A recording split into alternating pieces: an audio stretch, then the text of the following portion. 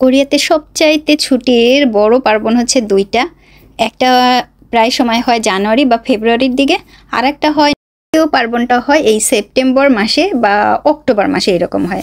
এই অক্টোবর মাসেই এই দ্বিতীয় পার্বণটা আরম্ভ হচ্ছে। জিউ আজকে স্কুলে গেছে অক্টোবরের 2 তারিখ।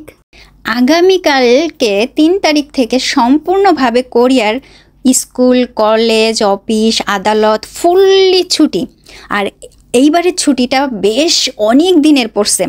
সাধারণত ছুটিটা পড়ে 4 কি 5 দিনের, কিন্তু এইবার পড়ছে একটানা 10 দিন ছুটি। কিভাবে? আগামীকালকে শুক্রবার এই থেকে ছুটি আরম্ভ 9 তারিখ পর্যন্ত।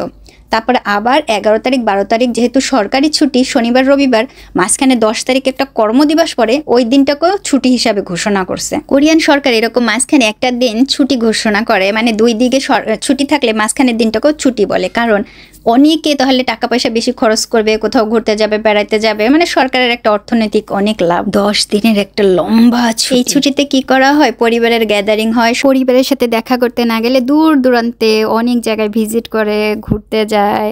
আমরা অনেক জায়গায় ঘুরতে গেছি, দেখা করছি পরিবারের সাথে। ফ্যামিলিতে প্রচুর খাওয়া দাওয়া হয়। অনেকেই দেশের ভেতরে দেশের বাইরে ঘুরতে যাবেন।